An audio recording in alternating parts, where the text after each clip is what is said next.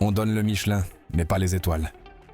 La France a livré suffisamment d'armes à l'Ukraine pour armer un petit pays. Mais tout n'est pas aussi simple qu'il y paraît au premier regard. Les avions s'écrasent, les obusiers tombent en panne et les brigades formées en France se heurtent à un chaos organisationnel. Faut-il en conclure que les Ukrainiens mal gèrent l'aide française? Ou peut-être que les armes françaises ne sont tout simplement pas adaptées à la brutalité de la guerre moderne? L'arrivée des Mirage 2000 français a été célébrée comme une véritable fête en Ukraine. Aucun média ni expert militaire ne l'a ignoré. Mais plusieurs mois se sont écoulés depuis la remise des appareils. Et toujours aucun retour concret des pilotes ou des équipes au sol. Pourquoi ce silence ? Le Mirage n'aurait-il pas répondu aux attentes? L'été 2025 a été rude pour ces avions.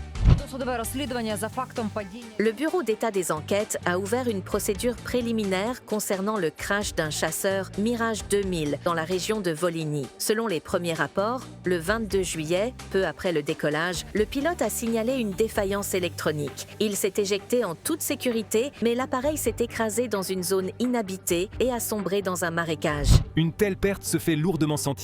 La défense anti-aérienne reste le maillon faible de la protection des villes ukrainiennes. Nous ne spéculerons pas sur la cause sans faits établis. L'essentiel, c'est que le pilote a survécu et son témoignage pourrait s'avérer crucial. Les pilotes sont des spécialistes inestimables pour l'Ukraine. Comme ils sont très peu nombreux, les formations sont accélérées. Cela permet aux jeunes Ukrainiens de maîtriser plus rapidement les F-16 ou les Mirage 2000. Est-ce que cela a joué un rôle dans l'accident? Nul ne le sait, mais les autres avions français, eux, font leur part. Le Mirage sert principalement de renfort à la défense aérienne. Et il est possible que désormais, les Mirages soient également utilisés plus activement pour des frappes. Par exemple, avec la ASM Hammer. Ces appareils assurent efficacement l'interception des missiles et drones russes, tout en menant leurs propres frappes contre des cibles au sol. Cependant, dans le cadre d'engagements RR, les Mirages ukrainiens se heurtent à certaines limites, notamment en raison de la configuration de leur armement missile. Malgré ces limites, il s'agit d'un chasseur hautement performant dont la présence en première ligne demeure indispensable. Et si les images publiques restent rares, cela tient davantage aux impératifs de confidentialité qu'à une quelconque faiblesse opérationnelle. La vérité est simple, comme pour tout roi, un avion de chasse n'est fort que par ses armes. Il s'agit du Storm Shadow Scalp EG, missile de croisière franco-britannique, actuellement transféré à l'Ukraine par la France. Avec des améliorations, les Mirage 2000 peuvent les lancer. Et si même les anciens Su-24 ukrainiens ont pu être adaptés pour tirer des Storm Shadow, alors le Mirage en est largement capable. Des dizaines de ces missiles ont déjà frappé les forces russes, y compris en profondeur sur le territoire de la Fédération. Moscou n'avait pas subi une telle humiliation d'origine française depuis la guerre de Crimée. Et cela fait d'autant plus mal que la Russie n'en a abattu aucun. Elle essaie, bien sûr, mais les résultats sont tout simplement embarrassants. Regardez, les intercepteurs russes ont tiré. Les traînées de leurs missiles sont là, bien visibles dans le ciel. Mais un Storm Shadow traverse tout droit et vient frapper en pleine cible la batterie de défense aérienne qui était censée l'arrêter. Mettez j'aime à cette vidéo. Ça indique à YouTube qu'elle mérite d'être montrée à davantage de monde. Cela dit, les stocks restent limités. Nous utilisons des missiles Leur en parallèle au Storm Shadow, de fausses cibles radars qui épuisent les défenses aériennes russes, les forçant à gaspiller des intercepteurs pendant que les missiles réels passent. Les missiles jouent un rôle majeur sur le champ de bataille, mais le théâtre principal de la guerre reste au sol. Et là, l'aide française est considérable. Plus de 284 VAB, véhicules de l'avant blindé, ont rejoint les rangs des brigades ukrainiennes. Ce véhicule de transport de troupes a été construit pour l'armée française par le célèbre Renault. Il a reçu son baptême du feu lors de la guerre du Golfe. Son nom complet est véhicule de l'avant blindé, ce qui signifie véhicule de première ligne. Mais la ligne de front d'aujourd'hui n'a plus rien à voir avec celle d'autrefois. Dans sa configuration d'origine, ce blindé ne répond pas toujours aux exigences de la guerre russo-ukrainienne. Alors, que faut-il pour être à la hauteur de ces défis ? Rappelons-le, le VAB a été conçu à la fin des années 1960, à une époque où le monde observait la guerre du Vietnam, les conflits arabo-israéliens et les luttes d'indépendance en Afrique.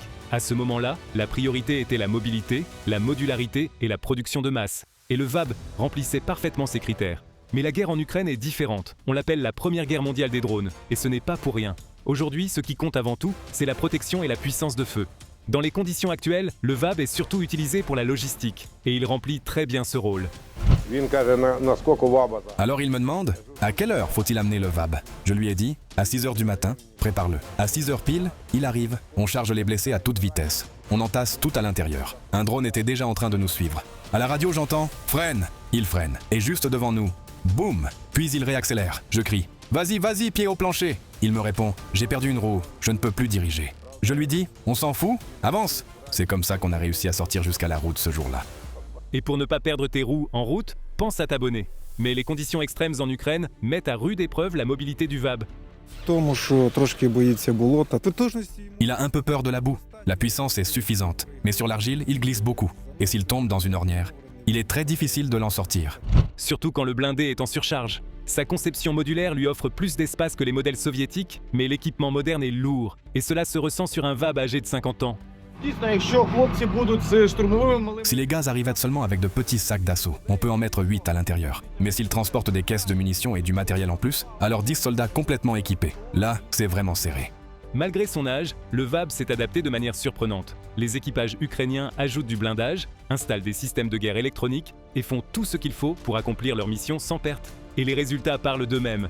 Depuis leur arrivée en Ukraine, environ 30 VAB ont été perdus, soit seulement 10% de la flotte totale. Les Ukrainiens savent se battre avec n'importe quoi. Abonnez-vous à la chaîne. Votre soutien nous permet de nous développer et de continuer à raconter ces histoires.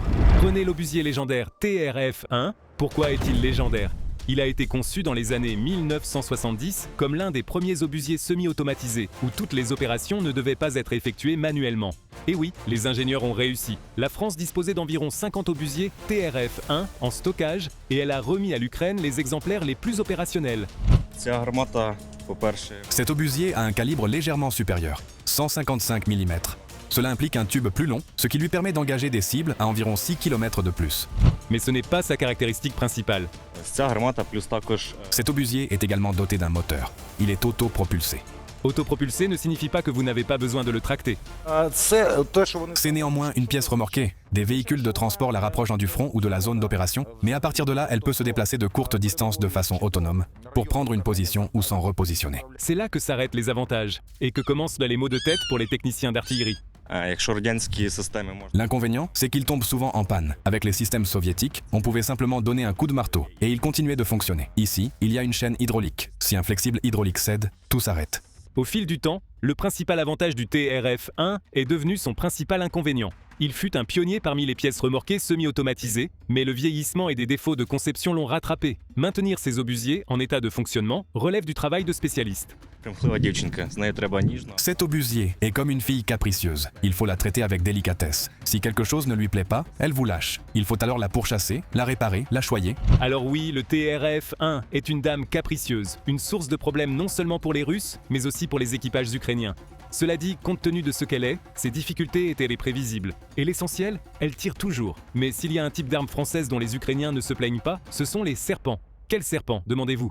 Beaucoup d'entre vous l'ont déjà deviné. Le Crotale NG. Son nom se traduit littéralement par serpent à sonnette. Et à juste titre, c'est l'un des tout premiers systèmes de défense aérienne que la France a livré à l'Ukraine. Nous en fournirons également davantage. Des radars, des systèmes de missiles et les missiles eux-mêmes, afin de les protéger contre ces attaques. Et le système fait ses preuves. De la détection de la cible au tir du missile, il ne s'écoule que 6 secondes, aussi rapide qu'une attaque de serpent à sonnette. Tire!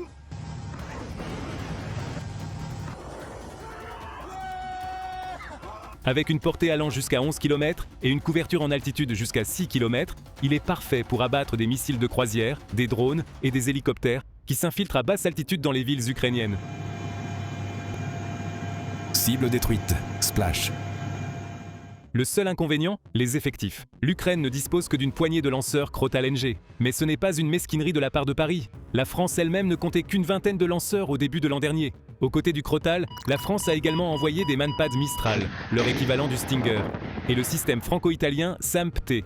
L'Ukraine exploite désormais plusieurs batteries de SAM-T, bien que ce soit probablement le système SAM majeur le moins évoqué en service ukrainien. Tout ce que nous savons officiellement, c'est qu'une batterie a déjà abattu un chasseur Sukhoi russe. En fait, le SAMP-T est souvent considéré comme l'un des remplaçants les plus réalistes à long terme du Patriot. Mais il y a une chose que rien sur ce champ de bataille ne peut remplacer, les gens. La France a joué un rôle actif dans la formation des soldats ukrainiens. En réalité, elle a été le premier pays à mettre pleinement en œuvre le concept de brigade prête au déploiement.